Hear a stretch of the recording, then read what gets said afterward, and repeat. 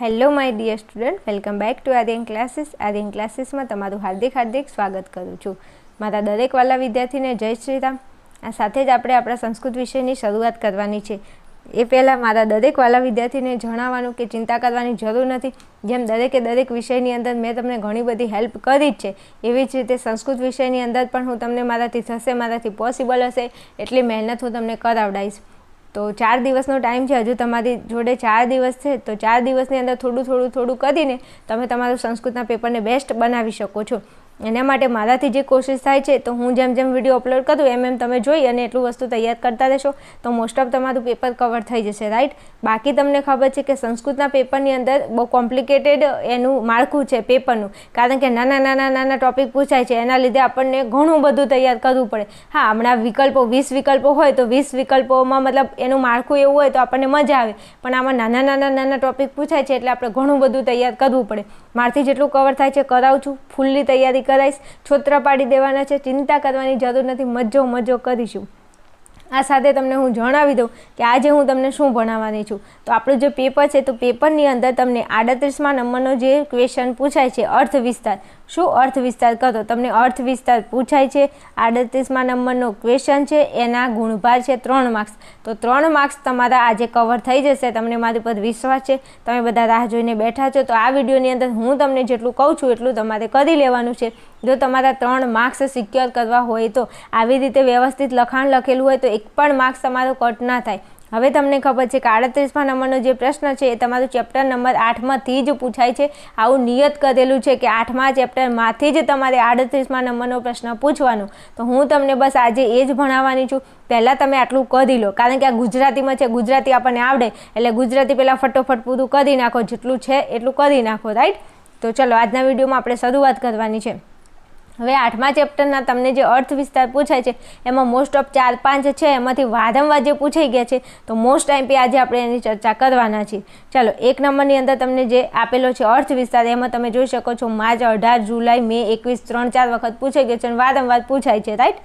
તો કે ઓકે. હવે જો તમને અહીંયા આપેલો છે શ્લોક. શું આપેલું છે? શ્લોક. આ શ્લોક છે. હવે આનો તમારે અર્થ વિસ્તાર મતલબ આનું પહેલાં તમારે અનુવાદ કરવાનો છે. અનુવાદ કરીને પછી એની તમારે અહીંયા સમજૂતી લખવાની છે કે આ શ્લોક શું કહેવા માંગે છે. તો હું એમ કહું છું કે ખાલી તમે શ્લોકના થોડા શબ્દો યાદ રાખો અને એના ઉપરથી તમારે ગુજરાતી કરવાનું છે, અને ગુજરાતી કર્યા પછી એનું વિશ્લેષણ કરવાનું છે, એનો અર્થ વિસ્તાર. તો આ તો એકદમ સરળ છે, તમને આવડતું એ હશે. ના આવડતું હોય તો શીખવાડું છું, તો શીખી લો. ચલો, કીધું છે કે કૃષકાહ એ કૃષિમાં કૃત્વા ધાન્યમ યચ્છન્તિ સ્વેચ્છાયા. પછી કીધું છે નીચે કે ઉપકુર્વીત જીવેભ્ય તસ્માત રૂપમ તયેવ મે. જોજો સંસ્કૃત છે હો ભાઈ, એટલે આપણી માતૃભાષા નથી તો આપણને આમ બોલવાની આદત હોય, પણ તો પણ મસ્ત ટીપ ટાપ ભણાવીશ તમારે. મજો કરો. હવે ચલો, આનો પહેલાં અનુવાદ કરવાનો છે. તો તમે જ્યારે આ લખવા બેસો એટલે તમારે અનુવાદ લખવાનો, અનુવાદ કરી અને પછી લાઈન કરીને લખવાનું, રાઈટ. તો કે ઓકે. હવે અહીંયા કીધું છે કે શ્લોકમાં, તો આ ઉપર છે શું છે? શ્લોક છે. તો લખો શ્લોકમાં પોતાની અષ્ટવિભૂતિઓ જણાવતા. તો આવું થોડું યાદ રાખવું પડે આપણે કે શ્લોકમાં પોતાની અષ્ટવિભૂતિઓ જણાવતા ઈશ્વર કહે છે. કોણ કહે છે? ઈશ્વર. ઈશ્વર એટલે ભગવાન. ઈશ્વર કહે છે કે જે ખેડૂતો કૃષિ કાર્ય કરીને, હવે જો અહીંયા ઉપર આપેલું છે, જો અહીંયા છે ને કૃષિકા, કૃષિ. તો કૃષિકા એટલે જે ખેડૂતો, ભાઈ કૃષિ એટલે ખેતી. તો જે ખેડૂતો કૃષિ કાર્ય કરીને, પછી અહીંયા આપ્યું છે સ્વેચ્છાએ. સ્વેચ્છાએ એટલે સ્વેચ્છાપૂર્વક, પોતાની મરજીથી. તો અહીંયા કીધું છે ધાન્ય. ધાન્યનો મતલબ થાય અન્ન. અન્ન એટલે આપણે જે ઘઉં, બાજરી, જુવાર, ચોખા, મકાઈ આ બધું ખાઈએ ને એને અન્ન કહેવાય ને. અનાજ ગુજરાતીમાં કહીએ તો અનાજ. તો જે ખેડૂતો છે એ કૃષિ કાર્ય કરીને, ખેડૂતો શું કરે છે? તો કે કૃષિ કરે છે. તો કૃષિ કરીને સ્વેચ્છાપૂર્વક, સ્વેચ્છા એટલે પોતાની ઈચ્છાથી શું કરે છે? અન્નને વેચે છે, મતલબ અનાજને વેચે છે. તો ખેડૂતો અનાજ વેચે ક્યારે? જ્યારે તે ખેતી કરે ત્યારે વેચે ને. તો લખી શકાય કે ખેડૂતો કૃષિ કાર્ય કરીને સ્વેચ્છાપૂર્વક અન્નને વેચે છે.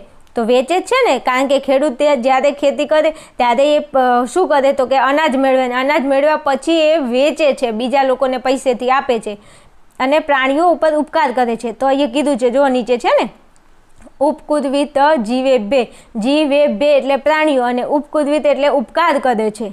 તો જો પ્રાણીઓ ઉપર ઉપકાર કરે છે. તો આ 4 લાઈન છે ખાલી ખેડૂતો કૃષિ કાર્ય કરીને પછી સ્વેચ્છાપૂર્વક અન્નને વેચે છે, મતલબ પોતાની મરજીથી અન્નને વેચે છે. પછી પ્રાણીઓ ઉપર ઉપકાર કરે છે. પછી એ કીધું છે કે તસ્માત રૂપમત એવ મે, તો કે આથી તે મારું જ રૂપ છે એમ જાણવું. ભગવાન એવું કહે છે કે ખેડૂતો કૃષિ કાર્ય કરીને સ્વેચ્છાપૂર્વક અન્નને વેચે છે, પ્રાણીઓ ઉપર ઉપકાર કરે છે, એટલા માટે ખેડૂતો જે છે ને એ મારું જ રૂપ છે. ભગવાન આવું કહે છે, ઈશ્વર આવું કહે છે કે ખેડૂતો એ મારું રૂપ જ છે. તો જે ખેતી કરે છે ખેડૂતોની અંદર પણ ભગવાન વસેલો છે. ભગવાન આવું કહેવા માંગે છે આ શ્લોક દ્વારા. તો શ્લોકના ખાલી 4 તમારે શબ્દો યાદ રાખવાના છે. ખેડૂતો કૃષિ કાર્ય કરીને સ્વેચ્છાપૂર્વક અન્નને વેચે છે અને પ્રાણીઓ ઉપર ઉપકાર કરે છે, આથી તે મારું જ રૂપ છે એમ જાણવું. આવું ભગવાને કીધું છે આ શ્લોકમાં. તમને ખબર પડી? તો કે હા પડી. હવે આનું વિશ્લેષણ કરવાનું છે. તો વિશ્લેષણ તો આવડે, જો બતાવી દઉં તમને. અહીં મનુષ્યો સહિત, બીજું જો વિડીયો લોંગ થશે પણ હું તમને આઈએમપી આપીને છોડી મૂકવા નથી માંગતી, પણ હું તમને સમજાવું, ક્યાંક મારા શબ્દો તમારા દિલમાં વાગી જાય તો આ તમને બેઠું આવડે ને 3 માર્ક્સ તમારા સિક્યોર થઈ જાય. એટલા માટે હું થોડું સમજાવીશ, તો પ્લીઝ તમે લોકો થોડું ધ્યાન આપજો એમ. જો અહીંયા શું કીધું છે, અહીં મનુષ્યો રહિત અનેક જીવો ઉપર ઉપકાર કરનારા ખેડૂતોનું મહત્ત્વ દર્શાવવામાં આવ્યું છે. ઉપરનો શ્લોક છે એની અંદર કોનું મહત્ત્વ આપ્યું? તો કે ખેડૂતોનું. કેમ? કારણ કે ખેડૂતો શું કરે? ખેતી કરે છે અને અનાજ વેચે છે અને પ્રાણીઓ ઉપર દયા કરે છે. તો વાત કોની થઈ? મૂળ મુદ્દો કોના ઉપર છે? તો કે ખેડૂતો ઉપર છે. તો આપણે લખી શકીએ કે મનુષ્યો સહિત અનેક જીવો ઉપર ઉપકાર કરનારા. મનુષ્ય ઉપર તો ઉપકાર કરે જ છે ખેતી કરીને, કારણ કે આ ખેતી જે ખેડૂતો છે એ ખેતી ના કરે, અનાજ ના આવે તો ખાવાવાળા ખાય ક્યાંથી? અમુક તો શહેરમાં હોય એટલે એકચ્યુઅલી અમને ખેતી કરવી નથી ગમતી. ખેતી કરવી તો નથી ગમતી ને એટલે તો અત્યારે તમે આ ખાવ છો ને ઘરમાં. જે ખેડૂતો ખેતી કરે છે ને અનાજ લાવે છે એટલે તો તમે શહેરમાં બેઠા બેઠા ખાવ છો. તો એ પાછા ગામડાના ખેડૂતો તો અમને ગમતા જ નથી. તો તું તારા ઘરે રહે સોની મોની નથી ગમતા તો તારા ઘરમાં અનાજ ક્યાંથી આવે છે? ખેડૂતો પકવે ત્યારે તો તારા ઘરે અનાજ આવે છે. અને ખેડૂતોની વાત કરીએ, એકચ્યુઅલી ખેતી બેટી અમને ન ગમે. સોની મની તું તારા ઘરે પડી દે. આવા હોય છે ઘણા. હો હા, એટલે હવે તમને ખબર પડી કે નહીં કે મનુષ્યો સહિત મનુષ્યો અને અનેક જીવો ઉપર ઉપકાર કરે છે. કોણ? ખેડૂતો. અને ખેડૂતોનું મહત્ત્વ એ દર્શાવવામાં આવ્યું છે. અને એ કેટલું અર્થપૂર્ણ છે તો જોજો બરોબર. હવે ખેડૂતો ખેતી કઈ રીતે કરે ને બસ એના વિશે લખવાનું છે. ભાઈ કશું નથી આમાં. તમે ખાલી જુઓ શું કીધું છે. તો કે ખેડૂતો પોતાના બળદ, ખેડૂતો ખેતી કેવી રીતે કરે? તો કે એમની જોડે બળદ હોય, પછી હળ વડે ખેતરમાં જઈને ખેતી કરે છે. ખેડૂત ખેતી શેનાથી કરે? તો આવું હવે જો જે ગામડામાં રહેતા હશે ને એમને આવડે ખેડૂત કઈ રીતે ખેતી કરે, શું ના કરે, બધું તમને આવડે છે. અને શહેરવાળાને આવડતું હશે, કારણ કે ક્યાંક ને ક્યાંક પહેલાં ગામડામાં રહેતા હતા ને પછી શહેરમાં ગયા, કે શહેરમાં નથી મોટા થયા, શહેરમાં મોટા થયા હશે તો ખેતી તો જોઈ જશે એકચ્યુઅલી છે ને. તો આવું આવડે લખતા. ખેડૂતો પોતાના બળદ હળ વડે ખેતરમાં જઈને ખેતી કરે છે. પછી સારી જાતનું બિયારણ વાપરે.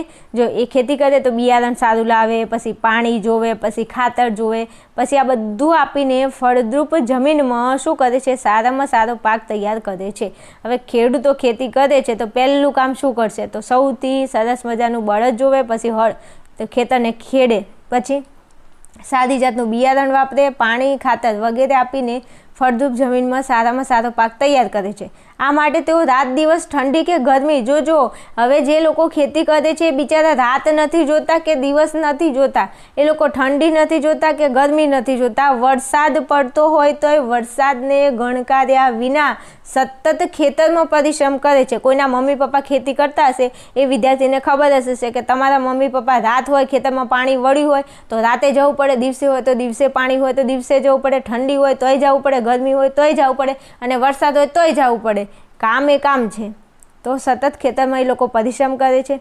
પછી શું કરે છે? અને પોતાનું તેમજ લોકોનું પોષણ કરી સાચા અર્થમાં જગતનો તાત બનીને રહે છે. પોતાનું તો પોષણ કરે છે પણ સાથે સાથે બીજા લોકોને એ અનાજ પૂરું પાડીને બીજા લોકોનું પણ પોષણ કરે છે.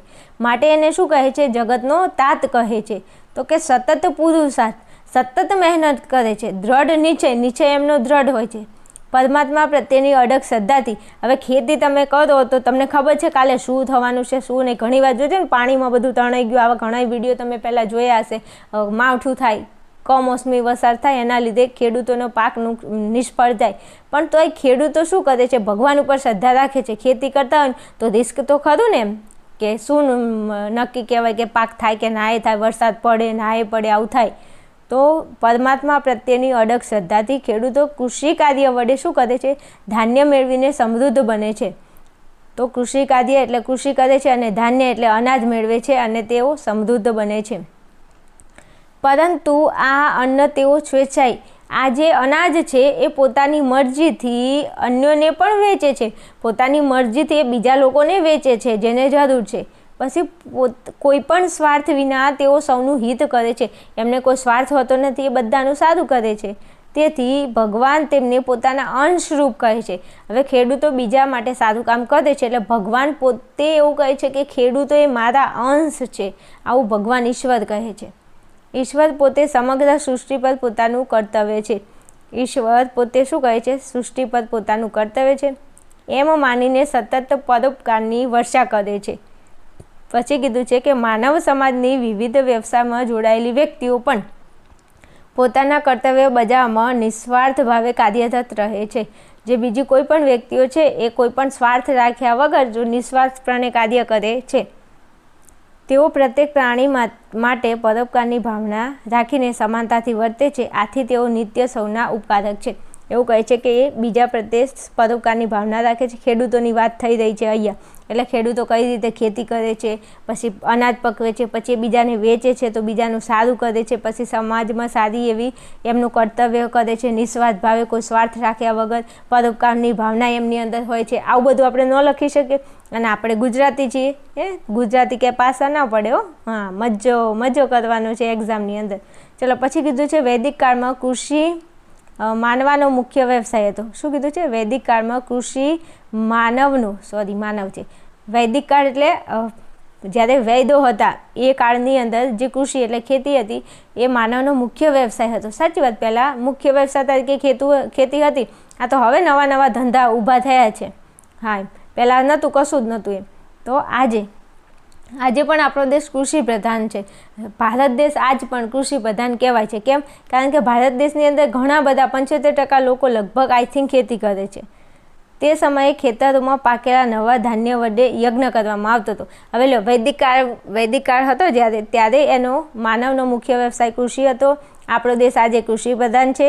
એ સમયમાં ખેતરોમાં પાકતા ત્યારે એ અનાજ, એ પાક વડે, એ ધાન્ય વડે શું કરવામાં આવતું, યજ્ઞ કરવામાં આવતો. અને આ અન્ન અગ્નિદેવને સમર્પિત કરીને પછી તેના મિત્રો કે સગા સંબંધીઓમાં વેચવામાં આવતું હતું. શું કીધું છે અહીંયા કે આજે અનાજ પકવે એ અનાજ કોને સમર્પિત કરતા હતા, યજ્ઞ કરે. યજ્ઞમાં કયા દેવને સમર્પિત કરે, તો કે અગ્નિદેવને સમર્પિત કરતા હતા. સમર્પિત કર્યા પછી એ શું કરે, તો કે મિત્રો કે સગા સંબંધીઓને વેચી શકે, પણ પહેલાં એ ભગવાનને ધરાવે. અને કયા ભગવાન, એટલે અગ્નિદેવને ધરાવતા હતા એમ. આવું પહેલાંથી માન્યતા હતી, પહેલાં આવું બધું કરતા. કયા કાળમાં? વૈદિક કાળમાં. રાઈટ? તો કે ઓકે બેન, હવે આગળ જો પછી શું કીધું છે, તો કે આ સમયે પાકેલા નવા ધાન્ય વડે યજ્ઞ કરવામાં આવતો. આ થઈ ગયું, અગ્નિદેવ આવી ગયું. પછી શું કીધું, ત્યાર પછી જ ખેડૂત તે અન્ન પોતાના માટે રાખતો હતો. જો પહેલાં યજ્ઞ કરે, ખેતરમાં પાકી જાય, અનાજ આવે ઘરે એટલે પહેલાં યજ્ઞ કરે. યજ્ઞ કર્યા પછી અગ્નિદેવને સમર્પિત કરે, પછી મિત્રોને આપે, પછી સગા સંબંધીને આપે. આટલું બધું કર્યા પછી ખેડૂત પોતાના માટે અન્ન રાખતો હતો. પહેલાં 3 ક્રિયાવિધિ પતાવી, યજ્ઞ કરે, અગ્નિદેવને અનાજ આપે, મિત્રોને અનાજ આપે અને સગા સંબંધીમાં અનાજ આપ્યા પછી પોતાના ઘરે રાખતો હતો. આવું પહેલાંના સમયમાં હતું, વૈદિક કાળમાં. બરાબર. અત્યારે ઉજવવામાં આવતા દિવાળી અને હોળી પ્રાચીન સમયના આ ઉત્સવોનું જ આધુનિક સ્વરૂપ છે. જો અત્યારે હાલ દિવાળી ઉજવવામાં આવે છે ને હોળી, હા, આજે હોળી છે ને એટલે બધા મારા વાલા વિદ્યાર્થીઓને happy Holi, happy Holi, happy Holi. તો જો આજે હોળીનો તહેવાર છે, તો હોળી અને દિવાળી, તો આ હોળી અને દિવાળી આ જે તહેવાર ઉજવવામાં આવતા હતા એ ક્યાંક ને ક્યાંક આ અનાજ સાથે સંબંધિત છે. આથી અર્વાચીન યુગના આ ઈશ્વર પ્રત્યે આપણો આદર રાખવો જોઈએ. શું કીધું છે, તો ઈશ્વર પ્રત્યે આપણે આદર રાખવો જોઈએ. ચલો હવે ફાસ્ટ એક રિવિઝન, આપણે શું શીખ્યા? તો અહીંયા ભગવાને એવું કીધું છે કે જે ખેડૂતો કૃષિ કાર્ય કરીને સ્વેચ્છાપૂર્વક અન્નને વેચે છે, પ્રાણીઓ ઉપર ઉપકાર કરે છે, આથી તે મારું જ રૂપ છે એમ જાણવું. બરાબર. પછી અહીંયા ખેડૂતો કેવી રીતે ખેતી કરે છે, તો ખેડૂતો બળદ હળ વડે ખેતરમાં જઈને ખેતી કરે છે, સારા બિયારણો, પાણી, ખાતર વાપરે છે, રાત દિવસ, ગરમી ઠંડી ગણકાર્યા વગર, વરસાદ ગણકાર્યા વગર પોતે ખેતી કરે છે, લોકોનું પોષણ કરે છે, તેથી તેને જગતનો તાત કહે છે. પછી આગળ કીધું છે કે આ બધી બીજાના હિતમાં પોતાનું હિત સમાયેલું છે. તે માનવ સમાજમાં સારી વ્યવસ્થા સાથે જોડાયેલા પોતાનું કર્તવ્ય નિસ્વાર્થ ભાવે કરે છે, પરોપકારની ભાવના રાખે છે. આટલું લખવાનું. પછી એક વૈદિક કાળનો મુદ્દો લઈ લેવાનો તમારે કે વૈદિક કાળમાં કૃષિ માનવનો મુખ્ય વ્યવસાય હતો. આથી આપણો દેશ આજે કૃષિ પ્રધાન છે. ખેતરમાં નવા જે પાકેલા પાક હોય એના વડે યજ્ઞ કરવામાં આવતો. યજ્ઞમાં અગ્નિદેવને સમર્પિત છે. પછી મિત્રોને અનાજ આપે, સગા સંબંધીને આપે, અને પછી ખેડૂત પોતાના માટે રાખતો હતો.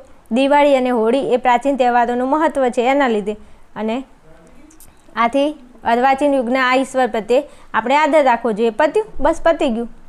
આવડે કે ન આવડે? તો કે આવડે. ચાલો પછી આગળ જવું છે. તો બીજા નંબરમાં કીધું છે, શું કીધું છે? તો કે વિદ્યાદાને સદા રખતા સંસ્કાર સેચે ને તથા શિક્ષયંતી સમાજમ એ તસ્માત રૂપમ ત એવ મેં. તો આ બીજો ઘણી વાર પૂછાઈ ગયો છે અને IMP છે પૂછાય એવો છે, રાઈટ?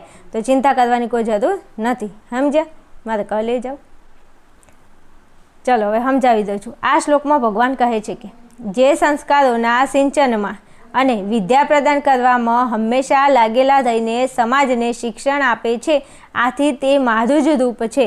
જો એકદમ મસ્ત મજાનું છે, આ મારા ઉપર છે, હું એવું માની લઉં તો કેમ?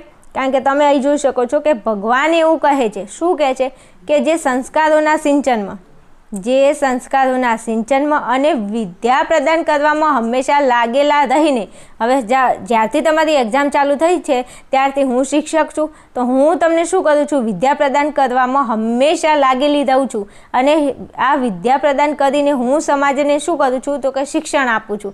આથી મારી અંદર, શિક્ષકની અંદર, જે શિક્ષકો છે એમની અંદર પણ ઈશ્વર રહેલો છે એવું તમારે સમજવાનું. તો આ તો બેનના ઉપર છે ભાઈ, યાદ રાખવું પડે તમને. મારા હમ છે કેમ યાદ ન રહે?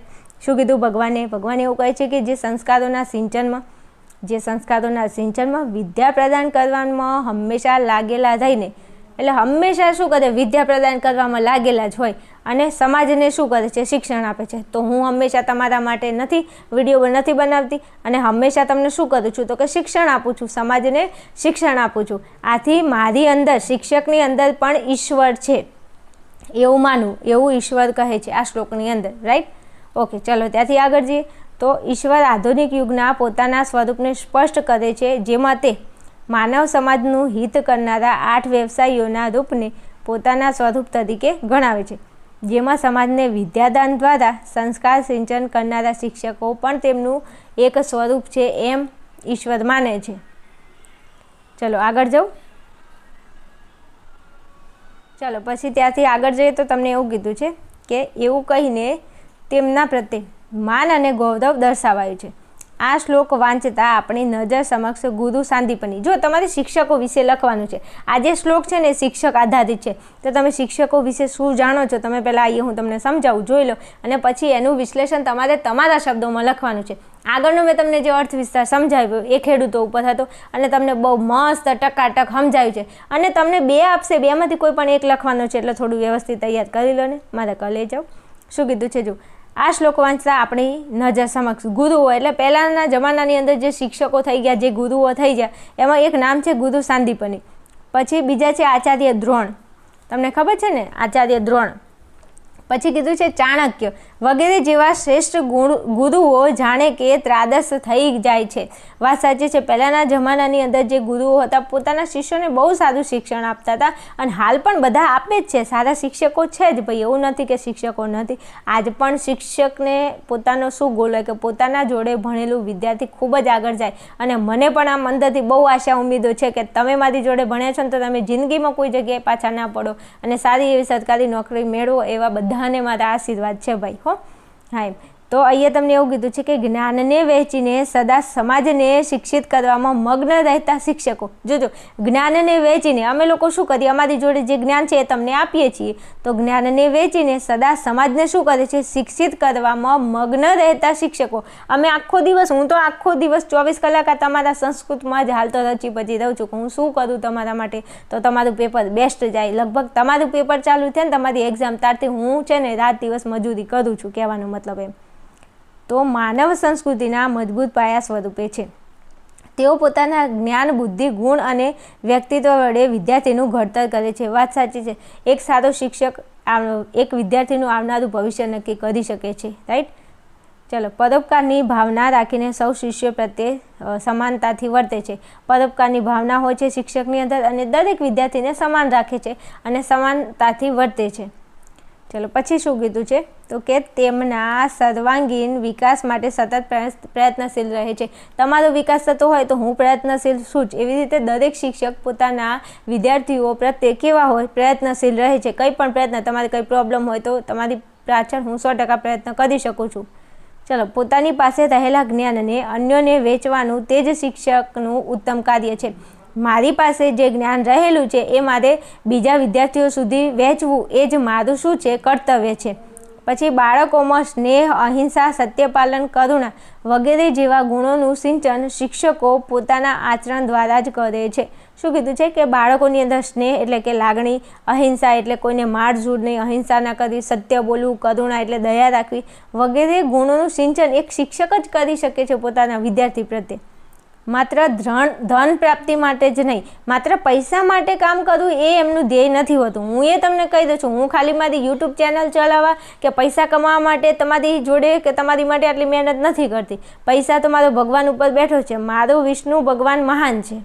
એ મને ગમે ત્યાંથી ગમે તે રીતે પૈસા મેળવી આપશે, પણ મારો ગોલ એટલો છે કે મારી જોડે ભણનાર વિદ્યાર્થી એનું પેપર સારું જાય અને એનું 12મું ધોરણનું રિઝલ્ટ બહુ બેસ્ટ આવે. બસ એના માટેનો આ પ્રયત્ન કરું છું. બાકી જો ચેનલ ચાલવાની છે તો એ તો ચાલવાની છે, ભગવાનની મરજી છે. તમે સપોર્ટ કરશો, હું તમને સપોર્ટ કરું છું. તો તમારી અંદર મારો ભગવાન જો વસી જશે ને તમારા દિલમાં, તો તમે જાતે મારી ચેનલને સપોર્ટ કરવાના છો. એ તો કોઈ કહેવાની વાત નથી, એમ સમજ્યા ને. એટલે આવું છે કે કોઈ બી શિક્ષક છે એ માત્ર ધન પ્રાપ્તિ માટે નહીં, કોઈ પૈસા માટે નહીં, પણ પૈસા માટે જ કાર્ય કરવું એ એમનું ધ્યેય હોતું નથી. કોઈ પણ શિક્ષક હોય એને પૈસા માટે કામ કરવું એનું ધ્યેય હોતું નથી. નિસ્વાર્થ ભાવે હોશિયાર વિદ્યાર્થીઓનું ઘડતર કરીને, નિસ્વાર્થ એટલે સ્વાર્થ વગર જે હોશિયાર વિદ્યાર્થીઓ હોય તેમનું ઘડતર કરીને તેમને રાષ્ટ્રના ઉત્તમ નાગરિકો બનાવે છે.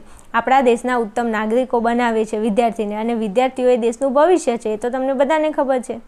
ચલો, પછી સાદગી, સંયમ અને શિસ્તતા. સાદગી, સંયમ અને શિસ્તતાના આગ્રહ દ્વારા શિક્ષકો વિદ્યાર્થીઓમાં શું કરે છે, સદગુણોનું ચુસ્ત પાલન કરવાની પ્રેરણા આપે છે. એમ કહે છે સાદગી રાખો, સંયમ રાખો, શિસ્તનું આ બધાનો આગ્રહ કરી અને શિક્ષક વિદ્યાર્થીઓમાં સદગુણોનું ચુસ્ત પાલન કરવાની પ્રેરણા આપે છે. આથી ભગવાનના એક અંશરૂપ છે. આથી શિક્ષક પણ ભગવાનનો અંશ છે. આગળ જોઈ ગયા, ખેડૂત પણ ભગવાનનો અંશ છે. માટે સમાજમાં તેમનું સ્થાન મહત્ત્વનું છે. શિક્ષકોનું સ્થાન આમ પણ સમાજમાં બહુ મહત્ત્વનું છે, અને ક્યાંક તમારી દ્રષ્ટિએ મારું સ્થાન મહત્ત્વનું હોઈ શકે, તમને ખબર હોય તો કદાચ એમ. ચાલો, પછી આ પૂછાય છે, પણ તમે ચેક કરી લેજો. પણ જે IMP છે એ હું તમને સમજાવી દઉં, તો પણ આ તમારે જોવું હોય થોડું જોઈ લેજો. આવડે એવું છે કે એટલું બધું હાર્ડ પણ નથી એમ.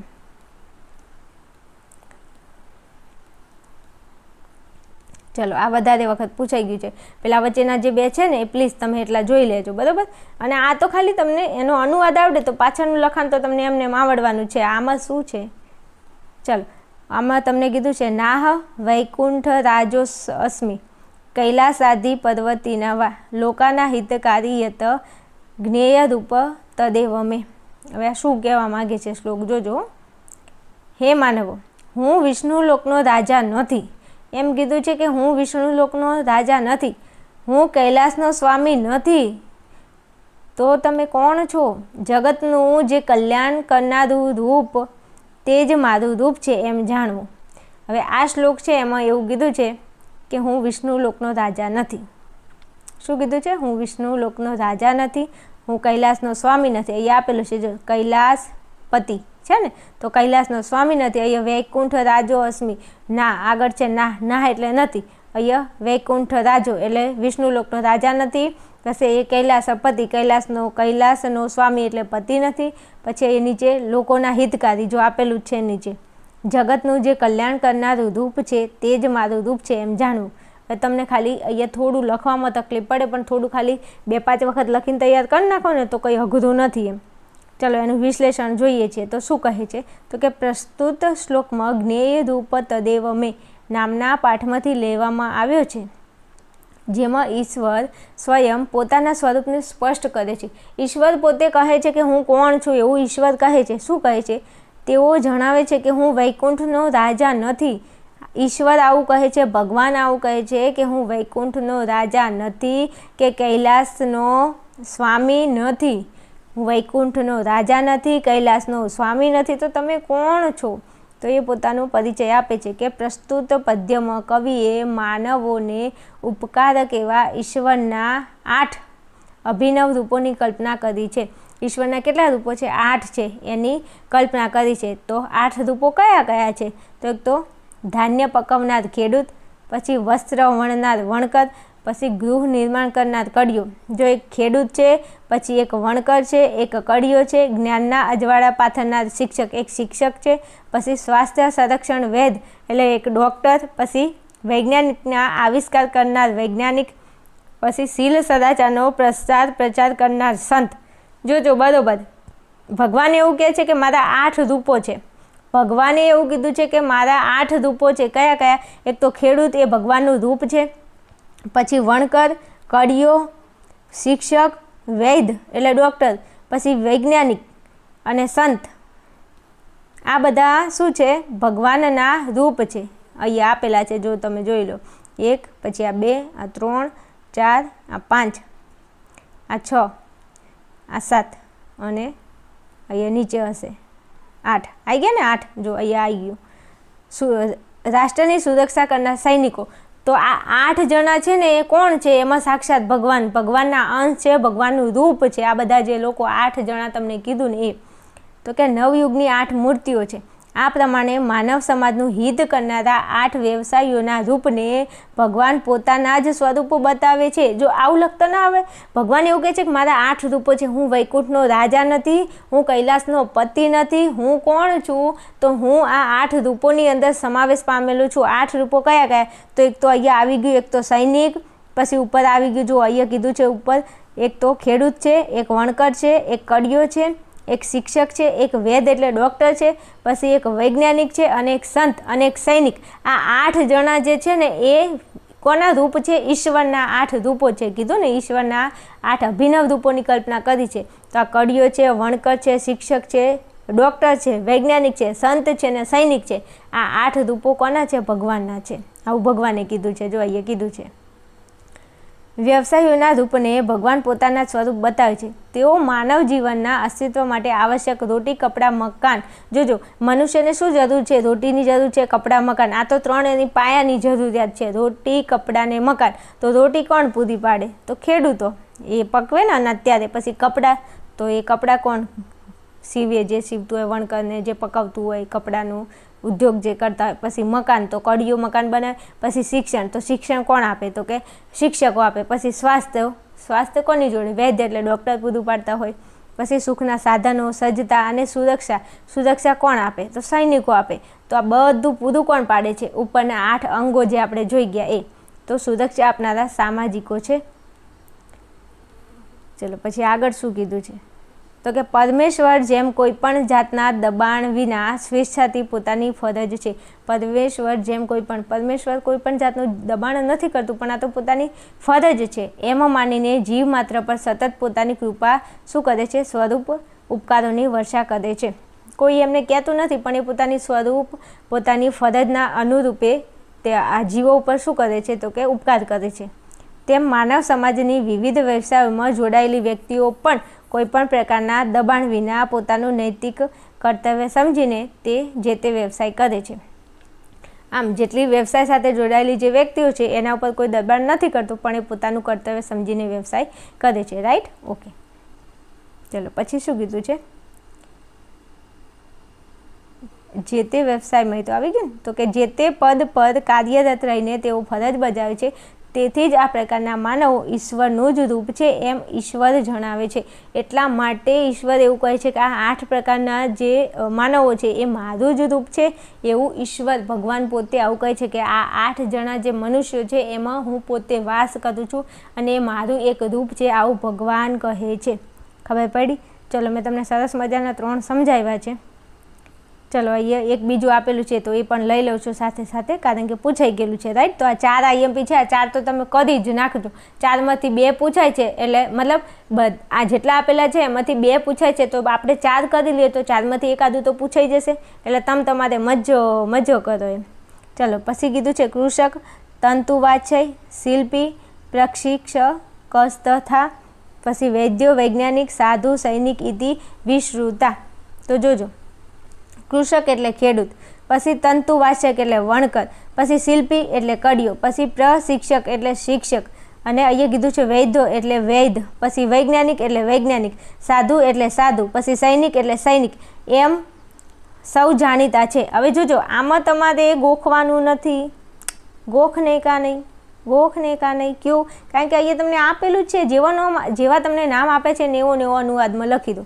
અહીંયા કૃષક તો એનું થાય ખેડૂત, પછી તંતુવાચક તો એનું થાય વણકર, પછી છે શિલ્પી તો થાય કડિયો, પછી પ્રશિક્ષિત એટલે થાય શિક્ષક, પછી કીધું છે વૈદ્યો એટલે વૈદ, વૈજ્ઞાનિક એટલે વૈજ્ઞાનિક, સાધુ એટલે સાધુ, સૈનિક એટલે સૈનિક, એટલે પતી ગયું. એમ સૌ જાણીતા છે. તો 5 વખત લખી નાખો અનુવાદ. એમ મજૂરી તો કરવી પડે ને. પછી આમથી તમે એવું કહો કે બધું વિડીયો જોઈને હા ખબર પડશે બધું જ, પણ એને યાદ રાખવા માટે તમારે રિવિઝન કરવું પડશે. એટલે લખી નાખો 5 વખત, એટલે તમારે મજો પડી જાય. સમજ્યા ને? ચલો, હવે શું કીધું છે? તો કે પ્રસ્તુત શ્લોકમાં જ્ઞેય રૂપ તદેવ મેં નામના પાઠમાં આવે છે, જેમાં કવિ સ્વયં ભગવાનને પોતાના સાંસારિક સ્વરૂપને સ્પષ્ટ કરતા દર્શાવે છે. ભગવાન પોતાના સંસારના જે સ્વરૂપો છે ને એને સ્પષ્ટ કરે છે, અને ઈશ્વર કહે છે કે હું વૈકુંઠ ધામનો રાજા નથી, હું કૈલાસપતિ નથી. તો આ તો ઉપર આવી જ ગયું ને, બસ એનું એ લખવાનું છે, ખાલી થોડું બદલાય છે, ઉપરનો અનુવાદ ખાલી બદલાય છે. પછી શું કીધું છે કે હું કૈલાસપતિ નથી, જગતમાં રહેલું જે જન સમૂહનું કલ્યાણ કરનારું રૂપ છે તે જ મારું રૂપ છે, જગતની અંદર જે કલ્યાણ કરું છું એ મારું રૂપ છે, એમ તમે બધા સમજો. પછી શું કીધું છે? ત્યારબાદ તે ઉતરો એક તો કૃષક, તંતુવાય, કૃષક એટલે ખેડૂત, તંતુવાય એટલે શું થાય? વણકર, શિલ્પી એટલે કડિયો, પછી પ્રશિક્ષક એટલે શિક્ષક, વૈદ એટલે વૈદ એટલે ડૉક્ટર, પછી વૈજ્ઞાનિક એટલે વૈજ્ઞાનિક, સાધુ એટલે સાધુ, સૈનિક એટલે સૈનિક. એમ માનવ સમાજનું હિત કરનાર 8 વ્યવસાયોના રૂપને ભગવાન પોતાના સ્વરૂપ બતાવે છે. આ 8 રૂપો છે ને પોતે ભગવાન જ છે. ભગવાન આવું કહેવા માંગે છે. ખબર પડતી હશે? જો ખબર પડતી હોય તો સરસ મજાની કોમેન્ટ કરતા રહેજો, અને વિડીયોને લાઇક શેર કરતા રહેજો, કે એવું ન પડે એમ. હા, તમારા માટે મહેનત કરું છું. પાછા જોજો, સંસ્કૃત છે, કેટલું બધું વીણીને ભેગું કરવું પડશે, કારણ કે ટોપિક ઘણા બધા છે અને હું એકલી છું એમ. ચલો, શાસ્ત્રોમાં પૃથ્વી, જળ, તેજ, વાયુ અને આકાશ તથા સૂર્ય, ચંદ્ર અને યજમાનને મહાદેવ શિવની અષ્ટમૂર્તિઓ માનવામાં આવે છે. શું કીધું છે? શાસ્ત્રોમાં એવું કીધું છે કે પૃથ્વી, જળ, તેજ, વાયુ, આકાશ. શું? પૃથ્વી, જળ, તેજ, વાયુ, આકાશ તથા સૂર્ય, ચંદ્ર અને યજમાનને મહાદેવ જે શિવ આપણા ભગવાન શંકર છે એમની અષ્ટમૂર્તિઓ માનવામાં આવી છે. ભક્તોના આ સંસારમાં પોતાના જીવનકાળ દરમિયાન આ અષ્ટમૂર્તિઓમાં તે પરમ તત્વ સાક્ષાત્કાર કરે છે. સંસારની અંદર જીવનકાળમાં જે 8 મૂર્તિઓ છે ને એનો સાક્ષાત્કાર બધા કરે છે. પરમાત્માને પામવા તેમના અસ્તિત્વની કલ્પના કરી. પરમાત્માને તમારે જો પામવું હોય તો એના અસ્તિત્વની કલ્પના કરવી પડે, અને પોતાની સુગમતા પ્રમાણે તેમના પૂજન અર્ચન કરે છે. આ બધા જે મૂર્તિઓ છે એના પૂજન અર્ચન બધા કરે જ છે. આ રીતે સમગ્ર સૃષ્ટિના કણે કણમાં વસતા ઈશ્વરને અનુભવવાના કે આત્મસાત કરવાના 2 પ્રકાર છે. જો તમારે ઈશ્વરનો આત્મ સાક્ષાત કરવું હોય તો એના 2 પ્રકાર છે. કયા? તો એક છે સાકાર અને એક છે નિરાકાર. હવે જો આ હું તમને જે ભણાવું છું, પણ આમાંથી તમને જેટલું યાદ રહે છે એટલું પહેલાં લખો ચોપડામાં. ચલો, આ આપ્યું છે તો હું કેટલું લખી શકું? પ્રેક્ટિસ તો કરો. 4 પત્તા તમે 4 લઈને બેસો તો 4માંથી તમને કેટલું લખતા આવડે છે એટલું લખો. થોડી પ્રેક્ટિસ કરો. હજુ 4 દિવસ બાકી છે, થોડી પ્રેક્ટિસ કરી લો. ચલો, એક સાકાર અને નિરાકાર. એમાં કીધું છે કે જ્યારે આ પરમ તત્વની અનુભૂતિ કરવાની, તેના સાનિધ્યને જાણવાની અને સમજવાની મનુષ્યને ઈચ્છા થાય છે, ત્યારે તેમને કોઈ વિશેષ આકાર, પ્રકાર, મૂર્તિ વગેરેની અપેક્ષા રહે છે. આથી તેઓ તેમના વિવિધ સ્વરૂપોને કલ્પીને એ મુજબ ભજે છે. અમુક લોકો મૂર્તિને ભજતા હોય છે.